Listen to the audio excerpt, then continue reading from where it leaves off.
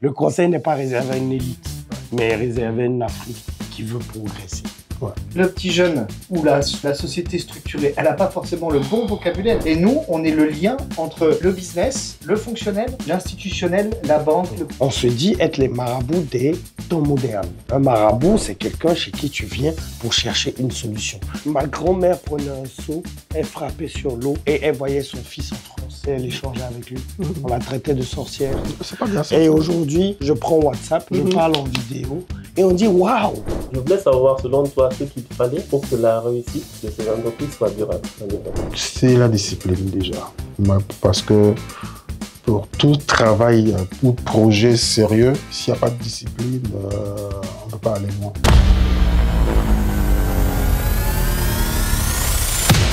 Donc on est chez Marabout ce matin. On a un cabinet de conseil. Nous, on jette courrier le matin avant de venir au bureau.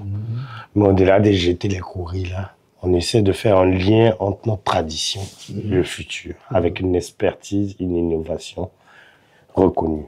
Mais l'avantage, c'est que toi, tu as, dans le monde de la musique, réalisé beaucoup de choses avec les conseils. On peut vraiment faire un parallèle entre le monde de la musique et le monde du conseil. Parce que déjà, un arrangeur, c'est quelqu'un qui donne des conseils pour rendre une musique encore plus belle. Nous, on veut considérer le cabinet Marabout comme un orchestre qui accompagne les entreprises ivoiriennes internationales à donner quelque chose de correct. Donc, dans ce parallèle-là, moi, la question que j'aimerais te poser, c'est comment est-ce que ce conseil-là, je sais que voilà, tu as fait énormément de choses, comment ce conseil-là aujourd'hui, tu le vois dans le monde de la musique? Ce serait bienvenu, de toute façon, parce que, comme le marabout, nous, c'est déjà par expérience, vous voyez, parce que quand un artiste vient nous voir pour réaliser son œuvre, nous, on sait déjà à l'écoute un peu la forme définitive que cette œuvre aura. Et donc, moi, je suis un peu comme un couturier ou un tailleur, pour parler comme l'Ivoirien. Quand il vient me voir, le tailleur, avec le client, pardon, quand il vient me voir avec son tissu, le tissu représente la chanson, en fait. Maintenant, il me dit, voilà, je veux que tu couses l'habit là dans le boubou, là, comme ça. Le boubou, il représente le style de musique. Ouais, et comme nous, on est un peu comme des spécialistes du corps. Le couturier, lui, il maîtrise la morphologie. Donc, il va dire non, comme tu as les pieds un peu arqués là, le près du corps n'étirait pas. Donc, ça va mettre en relief tous tes défauts.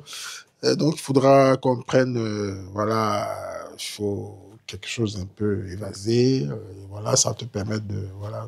Et nous, c'est un peu ça. Le style musical dans lequel il veut que la chanson soit arrangée représente un peu le style vestimentaire dans lequel il veut que son tissu soit cousu, en fait. Voilà. Donc, nous, on est capable de lui dire que prends ce chemin et ça ira. Et c'est comme ça que il y a des chansons qu'on nous envoie qui étaient à la base, peut-être un slow, ou le mec, ah non, moi quand je composais ça, c'était dans un style reggae que je voulais que ça se fasse. Bon, on essaie le reggae, on l'essaye, et puis bon, ça me parle pas.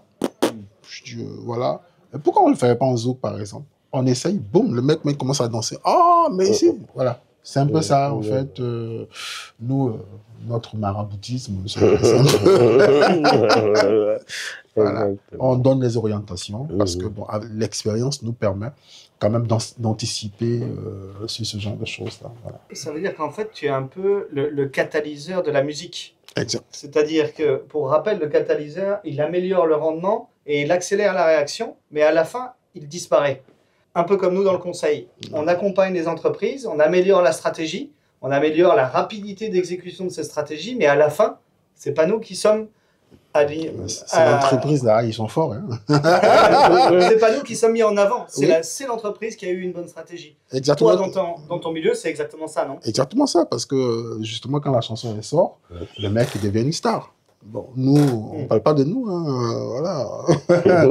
Mais Mais ça aussi, c'est aussi ça, hein, c'est aussi ça, parce que chez nous, quand la personne devient star, on ne cherche pas à savoir qui est derrière, en fait. Voilà, donc l'artiste, il est la face visible de l'iceberg. En dessous, là, il y a du monde qui grouille, ça travaille. Tout à fait, mais comme connaisseur connaît, chaque autre qui veut devenir une star, sait pourquoi telle star est devenue une star. Donc ils vont t'appeler. Bien sûr. Ça va être la même chose dans le conseil. C'est ce qu'on appelle nos credentials, c'est-à-dire que c'est sur nos belles références que les autres clients vont se dire, mais telle société, ils ont réussi grâce à Marabout. Moi aussi, je veux me faire accompagner de Marabout. Exactement. Et je pense que c'est vraiment à cause de ça que David est aussi sollicité. Hein, tu as eu accompagné, je ne sais pas combien d'artistes, je saurais pas 40 ans de carrière. C'est vraiment un bon pactole. Hein. Et nous aussi, on sommes orientés dans ce sens. Nous voulons accompagner les fintechs, les startups, qui sont les petites entreprises aujourd'hui, pour qu'elles soient grandes, pour qu'elles réussissent. Mais je voulais savoir, selon toi, ce qu'il fallait pour que la réussite de ces entreprises soit durable dans le temps. C'est la discipline déjà. Parce que pour tout travail, pour projet sérieux, s'il n'y a pas de discipline, on ne peut pas aller loin. On peut pas aller loin parce que la discipline régit tout ce qu'on fait. Et on ne peut pas aller en désordre comme ça dans un projet. On va forcément se cogner la tête. Donc, il y a ça, il y a le sérieux, il y a la ponctualité, c'est quelque chose de très important. C'est un des piliers déjà même de la réussite. Ça évite le désordre, comme je l'ai dit. Et pour moi, ça, ce sont des principes qui sont importants que j'impose à chaque fois que je réalise un projet. C'est des principes que tous les Ivoiriens doivent respecter, puisque si je ne m'abuse, la devise du pays, ça reprend ces valeurs-là, qui sont l'union, la discipline et le travail. Le travail fait avec passion, ça paye toujours.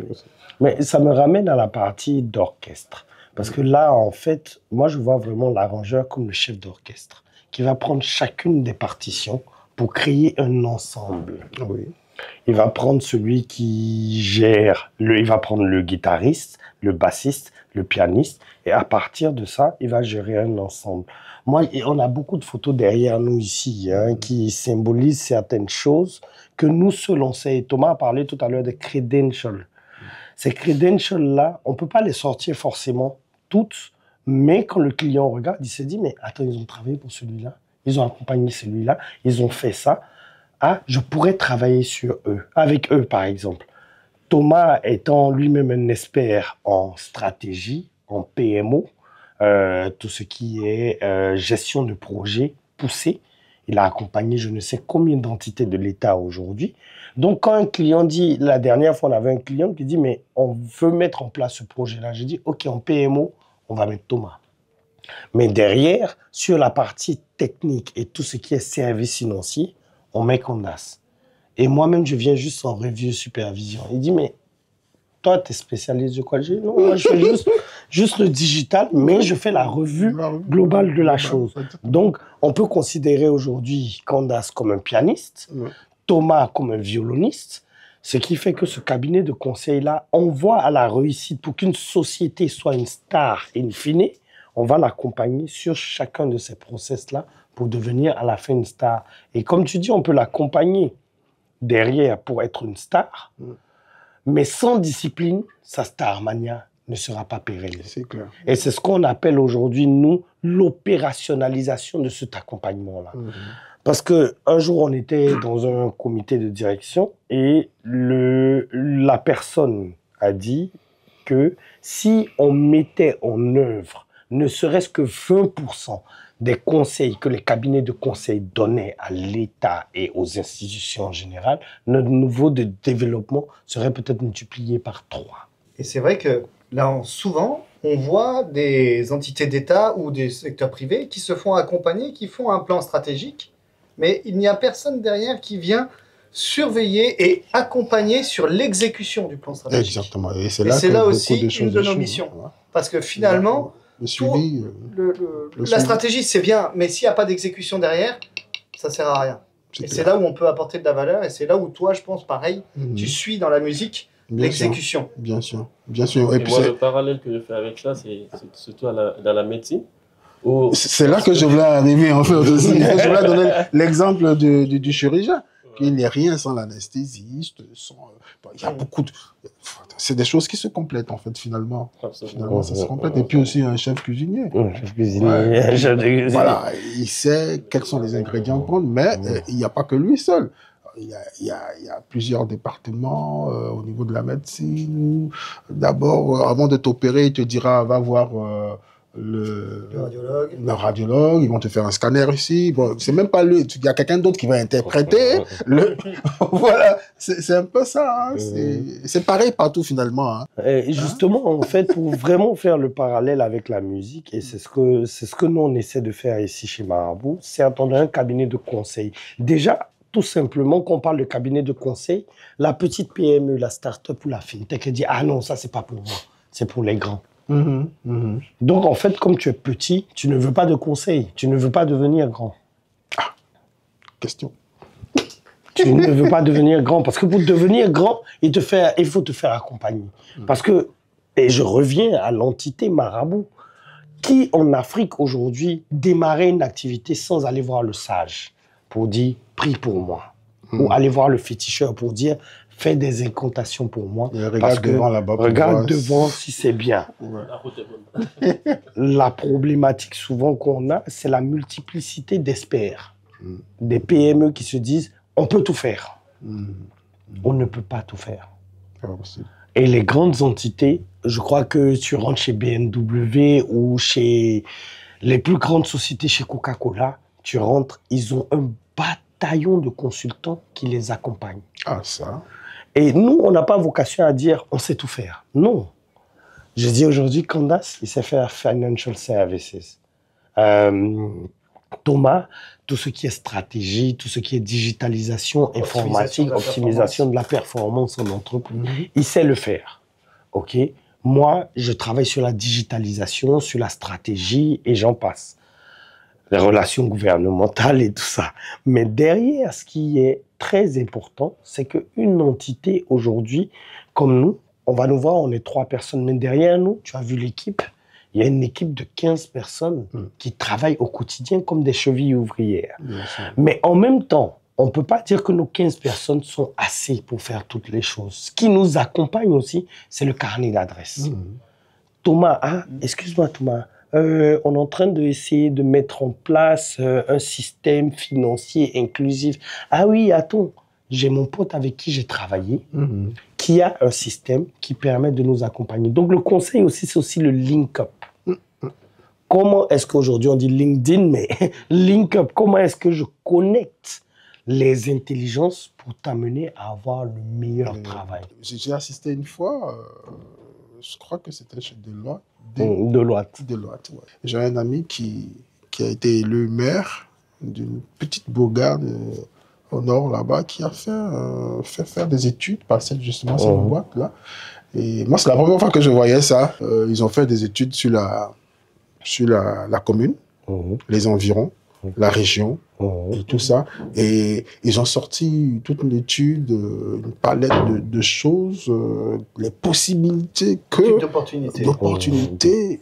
Moi, j'ai été tellement bluffé quand j'ai vu ça. J'ai dit, wow, bah, si chaque maire pouvait faire ça dans sa ville avant de postuler ou avant de commencer ses travaux, chacun serait vraiment en phase avec la vision dans laquelle il veut mener son mandat. Et j'ai trouvé cette initiative très, très intelligente de sa part, quoi. Et nous, vraiment, c'était... Voilà ce que vous pouvez faire en fonction de ce que vous offre votre terre. Sur le plan agricole, voilà ce que vous pouvez faire, voilà ce que vous pouvez transformer, voilà ce que vous pouvez importer sur le plan national, voilà ce que vous pouvez importer d'autres régions à chez vous pour que vous puissiez développer tel ou tel secteur sur le plan de l'éducation. Voilà ce que vous pouvez faire. Mais j'ai eu toute une palette de cette petite bourgade que j'ai visitée d'ailleurs. il y avait pas de route. On a mis quoi pour faire 86 km, on a mis 3 heures. Bah, et voilà. Et même sur le plan routier, ils ont dit bon, voilà comment vous pouvez ouvrir les choses pour que j'ai été bluffé. En fait, c'est ce qu'on appelle dans le conseil une analyse SWOT. D'accord? C'est-à-dire l'analyse des forces, des faiblesses, des menaces et des opportunités. Voilà. Tu vois, les trous dans la route, c'est des faiblesses. D'accord? Le fait d'avoir des agriculteurs qui produisent beaucoup de manioc, ça peut être une force. D'accord? La menace, c'est est-ce que j'ai des concurrents sur le manioc et comment je vais faire? D'accord? L'opportunité, c'est j'ai pas vraiment de concurrents. Et donc ça, c'est ce genre d'analyse-là qu'on a l'habitude de mener dans le conseil, que ce soit pour une entité d'État, pour une ville, pour une mairie ou pour n'importe quelle entreprise. Une start-up, une PME. Et ça permet vraiment à l'entité de pouvoir savoir comment mener son bateau, sur quel levier appuyer. Et quand je fais ceci, qu'est-ce que ça va me donner, et ainsi de suite. Donc, c'est clair, on nage plus à vue. On sait exactement là où on est en train de partir. Et en parlant de cela, nous aussi, on a envie de pouvoir faire en sorte qu'il y ait beaucoup plus de personnes qui puissent faire ce travail. Donc, notamment le staff qui est là, on est aussi dans la formation de ces staffs. C'est des jeunes qui vont monter, qui vont pouvoir être des associés peut-être plus tard, mais qui vont pouvoir aussi aider les entreprises de la manière dont on le fait. Et moi, je me dis, aujourd'hui, vous êtes en train sûrement de faire la même chose. Depuis tout ce temps, vous avez accompagné beaucoup d'artistes et ainsi de suite. Oui. Est-ce que, parce que moi, je vous considère comme un artiste légendaire, mais pour en arriver là, est-ce que vous pensez que la transmission est on va dire, un point clé? La transmission, c'est la clé. Je prends un artiste comme Sidiki Diabaté, par exemple, qui joue de l'instrument, dont les techniques sont transmises depuis des générations. Ses aïeux ont commencé à jouer la kora, ils ont transmis de père en fils jusqu'à lui. Vous voyez? Comment est-ce que nos aïeux là faisaient? C'était pas écrit, il n'y avait pas de méthode, de livre pour apprendre. Comment ils avaient cette technique de transmission des données pour avoir les secrets de... Et puis bon, je pense que c'est la clé même de la réussite, de transmettre. Parce qu'il ne faut pas... Et malheureusement, en Afrique, il y a un phénomène qui, sur le plan même culturel, je veux dire, va avoir un effet néfaste sur justement cette méthode de transmission, parce que aujourd'hui, le monde commence à devenir un village, et déjà même un village planétaire. Moi, quand je suis allé, justement, la petite bourgade de laquelle je parlais, là, je suis allé dans ce village-là, tout le monde avait des smartphones. T'as un coin reculé. Si on a fait 3 heures de temps, on n'a pas vu une seule voiture venir en face, en fait. Non, si. Mais dès qu'on arrive, tout le monde a un smartphone. Et j'ai été très étonné parce que ils me connaissent pratiquement eux tous, en fait. Donc, tu vois un tonton d'un certain âge, un papa qui vient avec son smartphone et dit « Ah, mon fils, on va faire un selfie. » Tu vois, et puis il est là, il me dit « Mais en 86 ou 87, vous avez joué à tel... J'étais petit, je suis parti là-bas, j'étais encore jeune quand je suis parti là-bas, vous avez joué tel morceau, je dis « Oh !» Et moi, ça me fait tac dans la tête. Donc, tout, pour en revenir à ce que je voulais dire, tout devient tellement moderne aujourd'hui qu'il y a beaucoup de ces pratiques-là qui tendent à... Tous les jeunes aujourd'hui vont en ville. Ils ne s'asseyent plus pour écouter les parents. Transmettre comment on joue ci, comment on danse, ou le tam-tam qu'on joue. Telle frappe veut dire tel mot, et telle frappe veut dire tel mot pour envoyer tel message à l'endroit de telle personne, ou pour annoncer les bonnes ou les mauvaises nouvelles et tout ça. C'est ça, c'est un autre téléphone, ça. C'est un autre téléphone. Et ça, aujourd'hui, les SMS, les gens n'ont... Bon, excuse-moi, les Blancs n'ont rien inventé.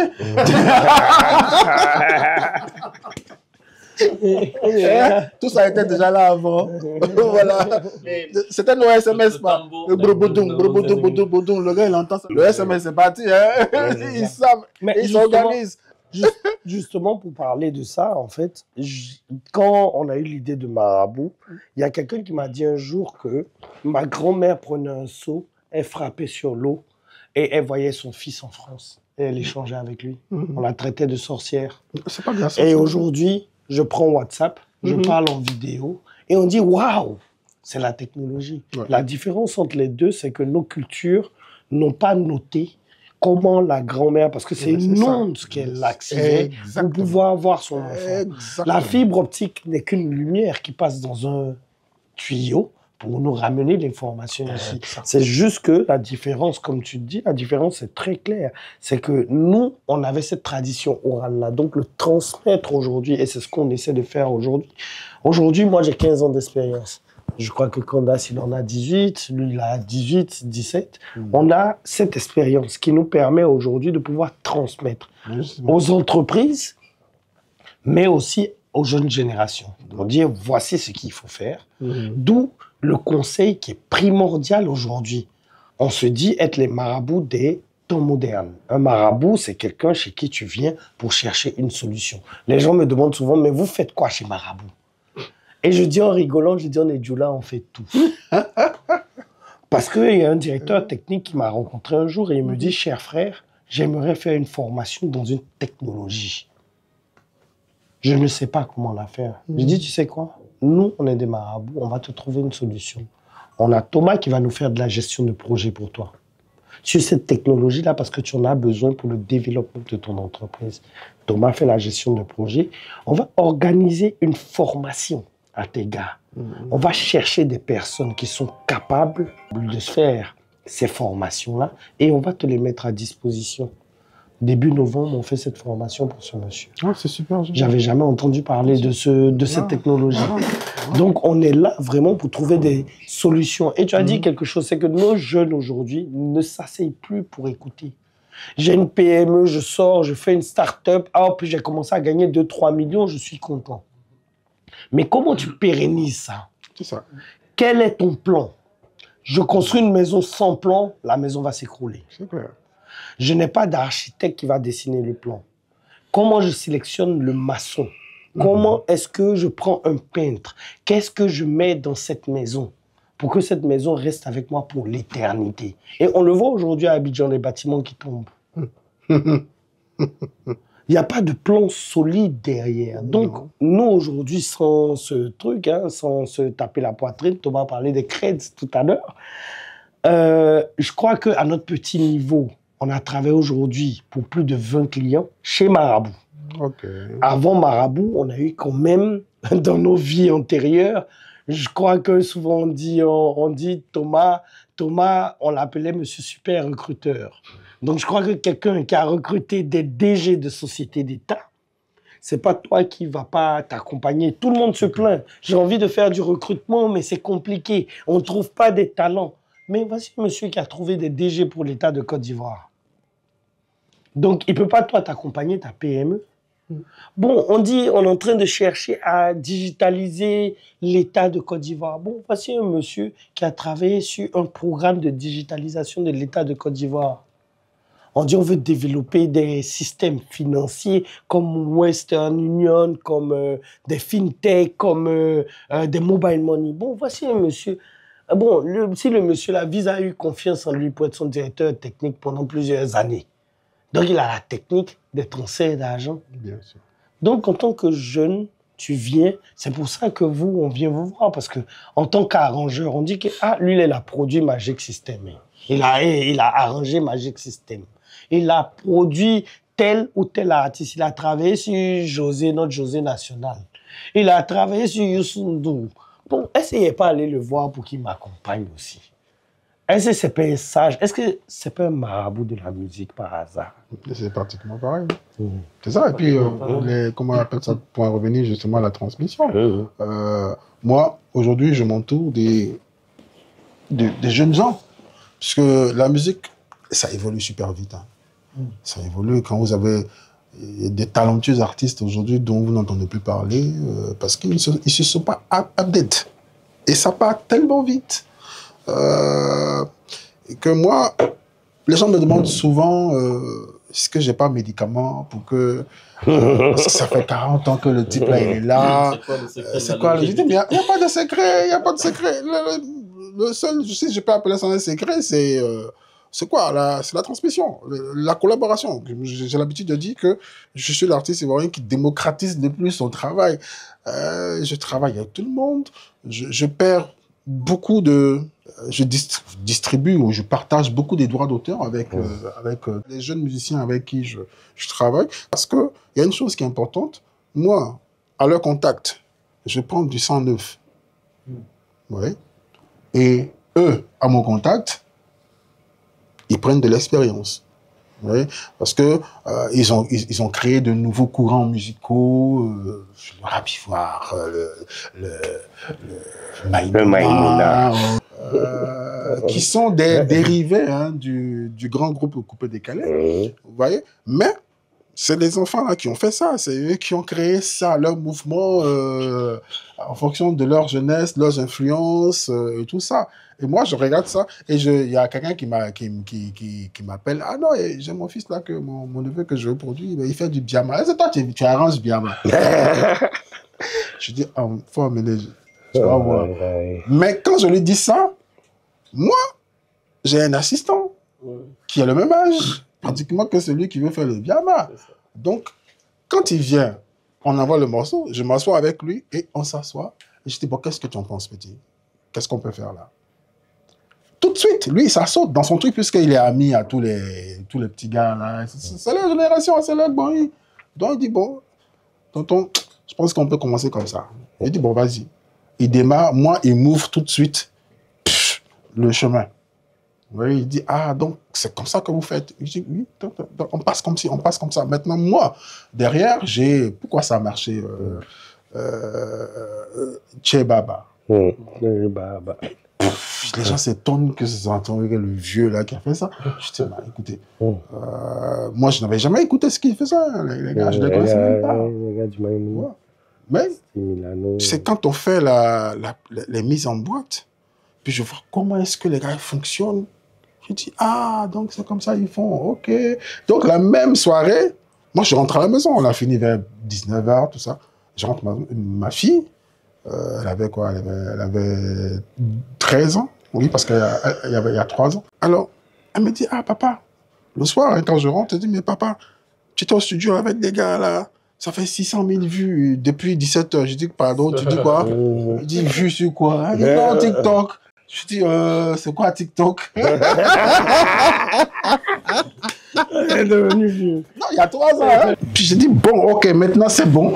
Alors je m'assois sur le truc, je dis, bon, voilà comment ils ont fait, mais c'est encore sans tête ni queue. Il faut organiser ça. Avec l'expérience, je fais un arrangement maintenant potable de ce truc. Voilà. Le succès d'où vient le succès de cette chanson. Mais justement, en fait, je veux faire le parallèle avec ça. C'est que c'est ce qu'on appelle dans le conseil le diagnostic. Parce que j'ai rencontré des gars, je suis allé voir les gars, ils m'ont parlé de leurs problématiques, ce qu'ils voulaient. Mais nous, quand on revient au bureau avec ce qu'ils nous ont dit, en général, tu peux venir au bureau ici, Thomas n'est pas là, Candace n'est pas là. On a l'impression qu'on se balade en ville. Mais quand on revient, on s'assoit avec ça. Mais il nous a dit quoi? Il avait besoin de quoi? Ce qu'il a besoin, c'est de structurer ça. Lui, il a envoyé un premier jet. Une fois qu'il a validé, il va nous envoyer des documents en nous disant, OK, voici les documents dont je t'ai parlé qui font référence. OK, je t'envoie une proposition pour qu'on puisse travailler ensemble. Mais rencontrons-nous encore. On se rencontre avec ses équipes. Comme on dit encore, on fait vraiment un diagnostic ou un atelier de co-création avec ses équipes. On va s'asseoir. Qu'est-ce que vous pensez de ça? Est-ce que cette proposition, Et ensuite, on peut déboucher même sur un benchmark pour leur dire, écoutez, c'est très intéressant, vous voulez ça, mais en France, aux États-Unis, en Afrique, à côté de chez nous, à Djibouti, le port, la communauté portuaire, on les a déplacés l'année dernière. Ne partons pas en Europe. c'est compliqué là-bas. Eux, ils sont à un autre niveau. Ici, en Afrique, quels sont les ports qui vous ressemblent? Le port de Tanger est le premier port en Afrique. Le port de Casa, ça va. Le port de Djibouti, dans l'Afrique francophone subsaharienne, c'est le premier. Allons voir ces ports-là. On a fait toute cette tournée, donc la partie où tu écoutes la musique pour t'imprégner de tout ça. On a regardé comment eux fonctionnaient pour, à la fin, qu'on revient maintenant, sortir ce beau morceau. Un autre parallèle qu'on peut faire. Moi, quand j'ai étudié, il n'y avait pas ce qu'il y a aujourd'hui. Hein. Oui, bien sûr. Thomas aussi, il apprenait peut-être le Turbo Pascal, je sais pas, en tout cas des trucs très classiques à l'époque. Moi j'étais déjà dans l'intelligence artificielle. Thomas, il était dans le tufur. Il était dans le tufur. Mais quand on parle aujourd'hui d'intelligence artificielle, on est plus dans le generative. Okay? Le generative, ça c'est récent. C'est pas... À l'époque, c'était machine learning et autres, tout ça, on connaît ça. Mais le generative, le fait de parler à la machine comme si vous avez cette conversation, c'est nouveau.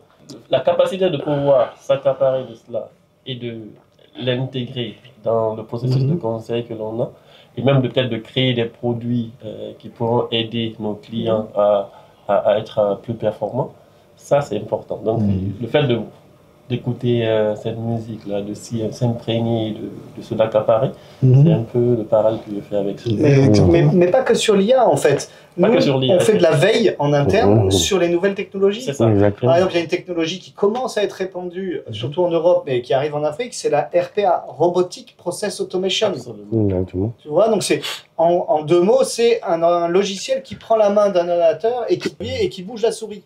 Le but, c'est d'enlever les tâches sans valeur ajoutée dans les entreprises pour les robotiser et d'éliminer les sources d'erreur. Je suis d'accord avec tout ça. Hein. Voilà. Mais le problème de l'intelligence artificielle, enfin, ça commence à être un problème pour nous. La mauvaise utilisation de ce truc, ça commence à être un problème pour nous. Moi, j'ai une artiste qui m'envoie une chanson par WhatsApp. Ah, papa, écoute, j'ai fait ci, voilà, ma maquette et tout ça. Et j'écoute.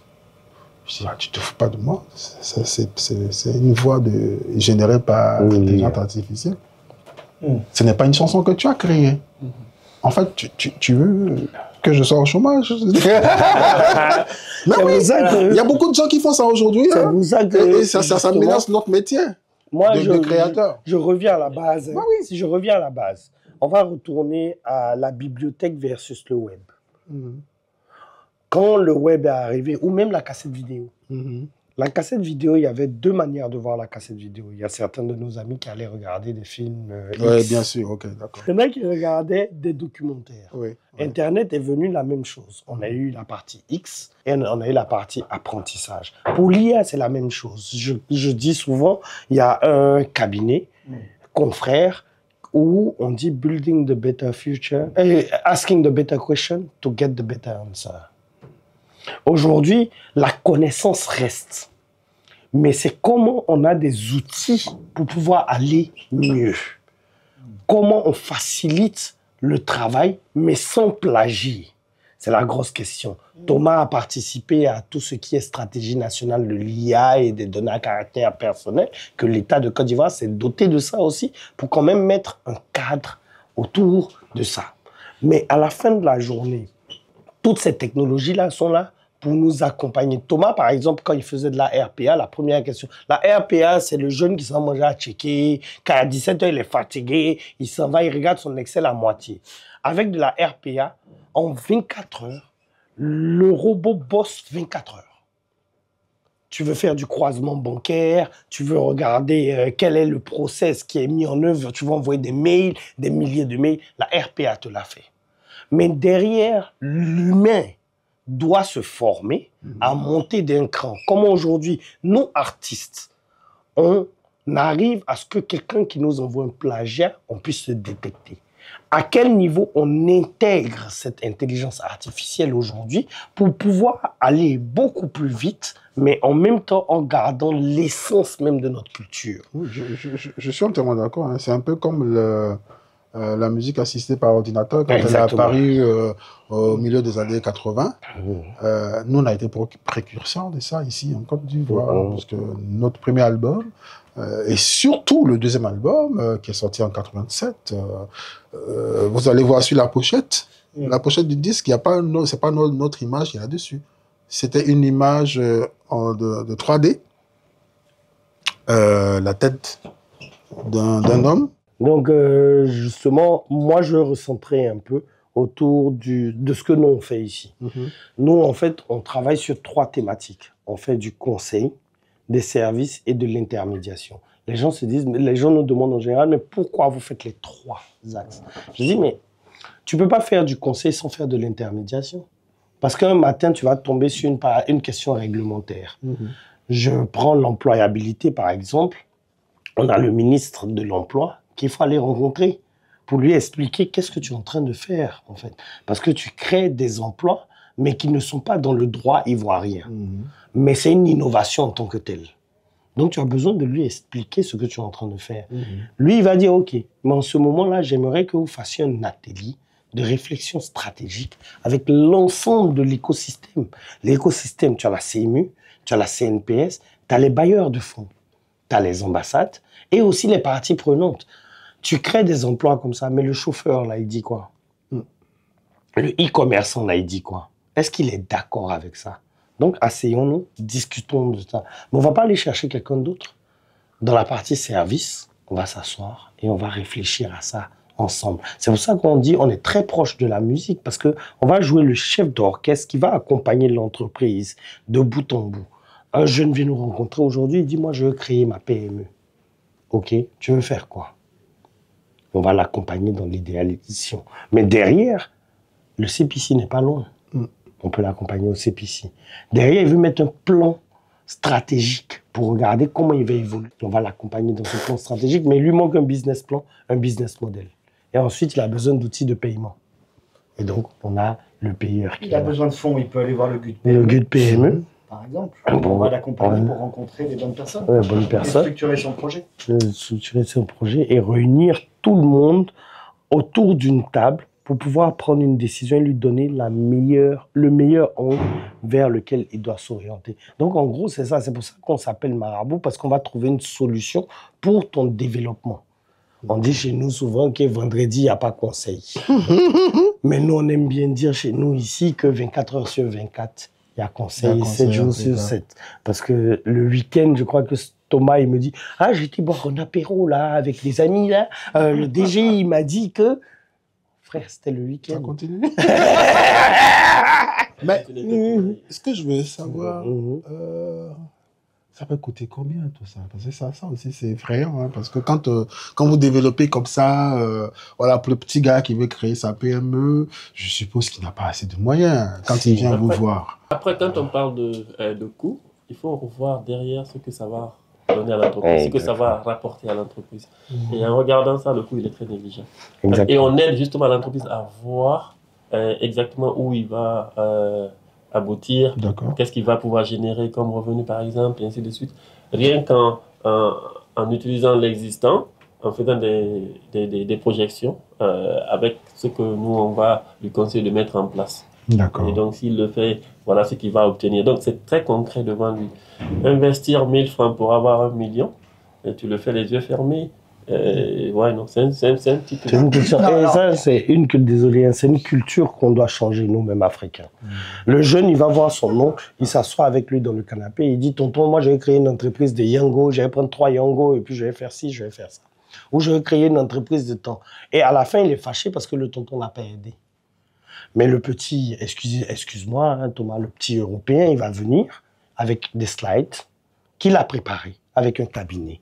Et il va venir présenter au tonton jusqu'au business plan, jusqu'à ce qu'il va gagner derrière. De toi à moi. Tu vas suivre qui? Et puis des fois, le tonton aussi, il a sa ristourne dedans. Ben voilà. Derrière, il peut gagner aussi.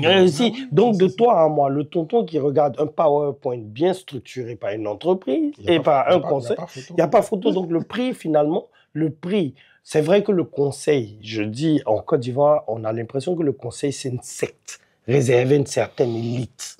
C'est ce qu'on a essayé de nous faire croire. Mais tout le monde a besoin de conseils parce que quand j'ai un document bien structuré et comme Candace le dit, avec un ROI, comme on l'appelle, un retour on investment, je te mets en place du RPA, ça va te permettre d'économiser tel montant. Et cette économie-là, tu peux la réinjecter dans une autre partie de ton business. Mais investir 10 millions pour avoir ça et avoir un résultat conséquent, mais je suis prêt à investir 10 millions et économiser 500 millions. Il y a une société d'État qu'on a travaillé pour dans les années 2020 qui faisait à l'époque 500 millions de chiffre d'affaires. Après notre étude, on les a fait passer de 500 millions à 5 milliards. Ils ont payé que 100 000 euros. Donc le gars, il regarde, pour lui, en fait, je viens de multiplier mon chiffre d'affaires par 10. Et là, quand je dis 100 000 euros, c'est exorbitant. Mais on est dans des coûts assez raisonnables. Assez raisonnables par rapport au retour d'investissement qu'on apporte. Et on s'adapte aussi à toutes les bourses. Et l'optimisation de la performance, ça peut aussi vouloir dire réduire les risques. Parce que chaque risque a potentiellement un coût. Si on réduit le risque, on réduit le coût lié à ce risque. Et donc, c'est aussi là-dessus qu'on va venir travailler. Donc les coûts ne sont pas exorbitants. Les PME peuvent se lever. Et aujourd'hui, comme Thomas a dit, on a des entités comme le GUD PME, la CGC, on a les banques qui accompagnent. Tu vas avec un business plan bien structuré devant une banque, elle va t'accompagner. Tu dis à une banque, je me fais accompagner d'un cabinet pour mettre en place un logiciel qui va augmenter mes ventes. La banque va regarder, elle va t'accompagner. Mais derrière, on se dit souvent qu'on n'est pas accompagné par les banques, on n'est pas accompagné par les structures d'accompagnement, mais parce que derrière, désolé, tu as voulu économiser de l'argent. Et ils sont très regardants sur les détails. Et surtout, il faut avoir le même vocabulaire que les banquiers. Ouais. Le petit jeune ou la société structurée, elle n'a pas forcément le bon vocabulaire.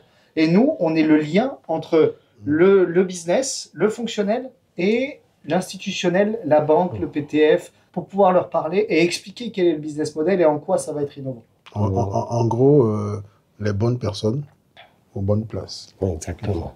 Exactement. Et la conclusion, et ça me pousse à... Je viendrai vous voir pour ma petite structure de production musique audiovisuelle que je viens de mettre en place. Et je pense qu'on va faire un business plan, un truc que je me ferai accompagner avec plaisir. Absolument. En tout cas, merci beaucoup. Merci pour tes conseils. Je t'en prie, allez. Ça nous fait vraiment plaisir que tu sois passé. Ouais, moi aussi. C'est des choses, c'était de l'abstrait pour moi. J'ai appris beaucoup. Voilà. C'est ça, c'est le but aussi du conseil. Le conseil n'est pas réservé à une élite, mais réservé à une Afrique qui veut progresser. Donc tout le monde avec Marabout.